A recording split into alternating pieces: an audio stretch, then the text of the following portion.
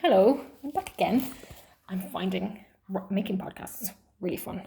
I'm not doing a lot of editing, not doing a lot of work on them. I'm just recording them, putting them a bing, bing at the end and the start, and boom, done.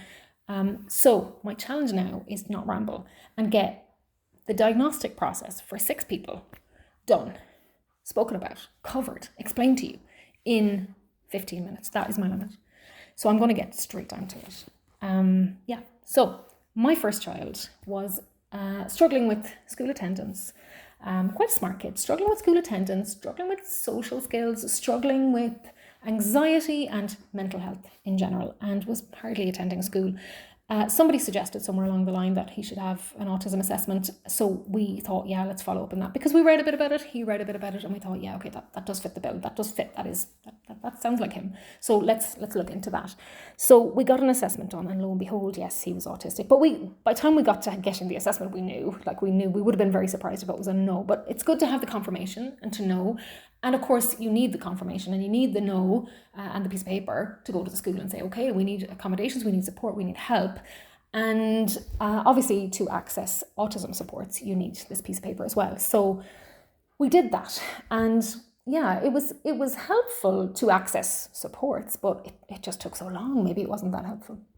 Anyway, when the report came, I was completely thrown by it. I thought, and I don't know why I thought this, but I thought the report would have numbers and statistics and numbers, like percentiles and standard scores for different things. I thought that's what it would have, and it didn't have any of that. What it had was a description of my child, and most of what was described was stuff I had said.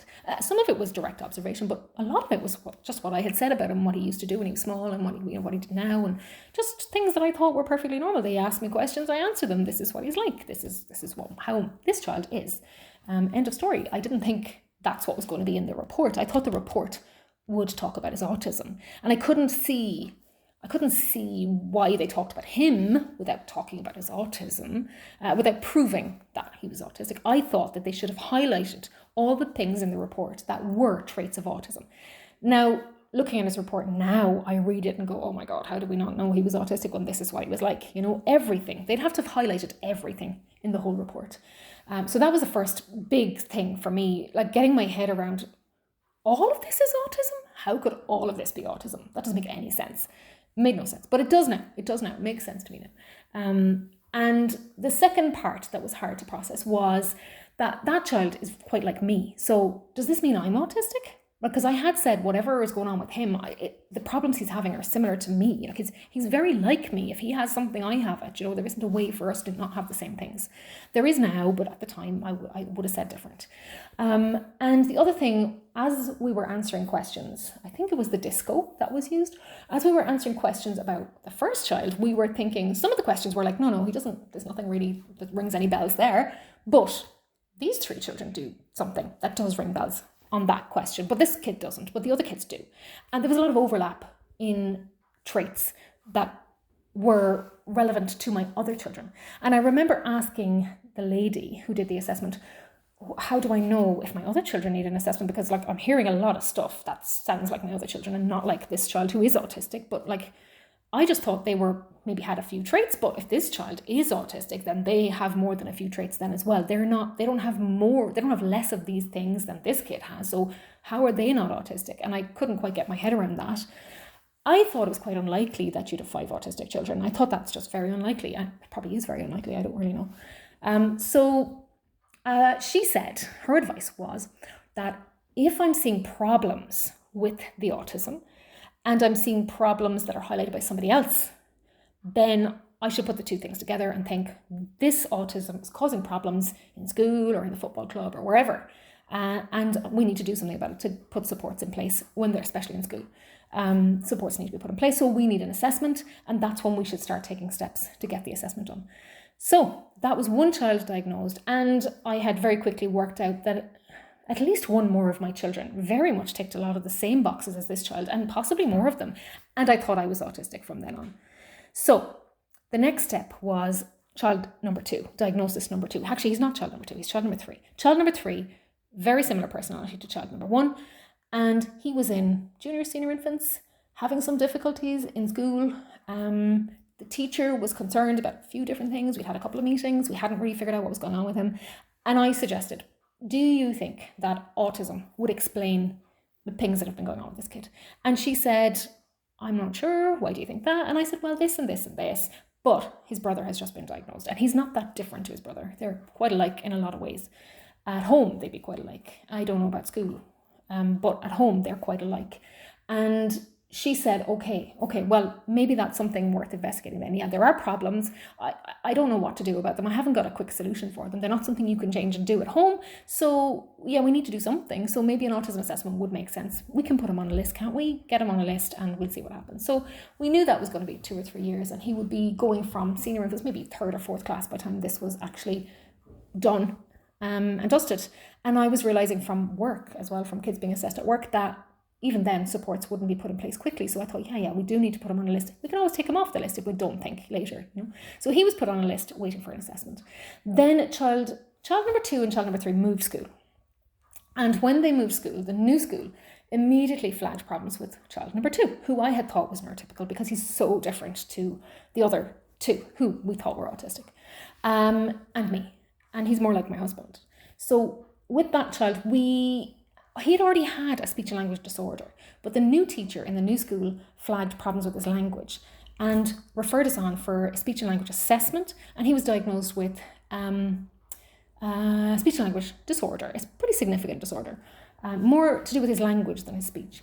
And I thought at the time, well, how does that make sense? I can't have an autistic child with no language issues, except the social kind of, muddling it up a little bit, but no speech and language issues.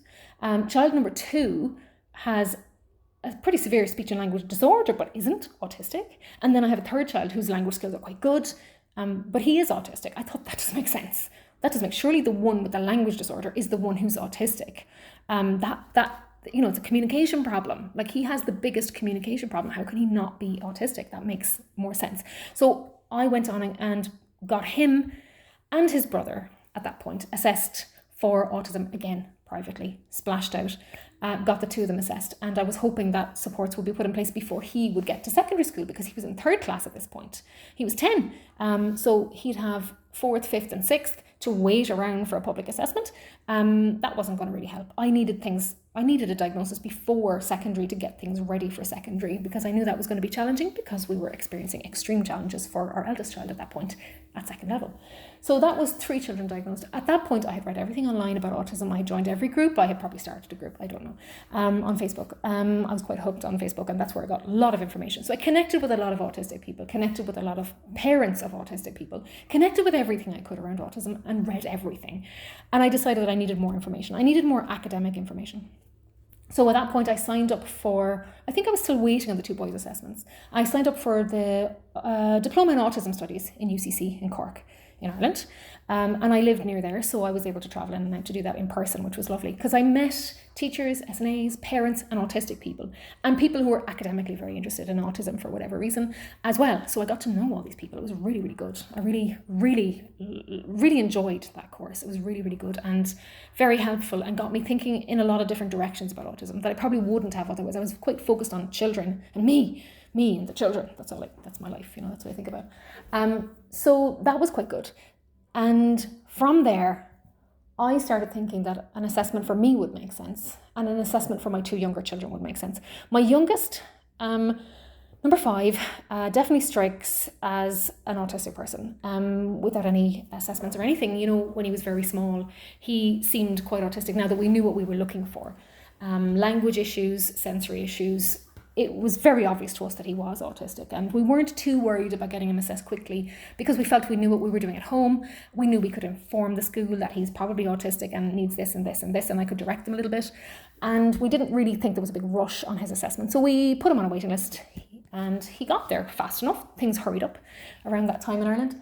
And my daughter then, I was concerned that, not so much that she was autistic, I thought she probably was, but I was concerned that her difficulties were not as challenging as her brother's difficulties were. They weren't as obvious.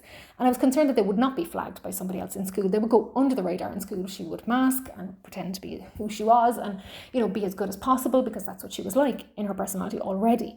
And I could just see her never being diagnosed and having some kind of a mental health crisis later on in life, or, you know, hitting a brick wall as a teenager and you know, having a major crisis that I would be trying to figure out. And I would just be very frustrated having all the information that this person has 4 siblings with autism.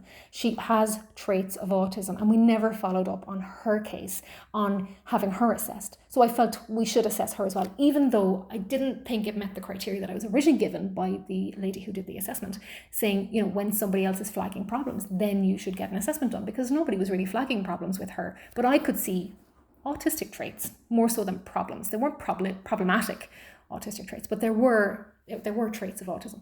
So we had her diagnosed as well. Then me, I think my assessment happened just before the 2 younger kids' assessment was done.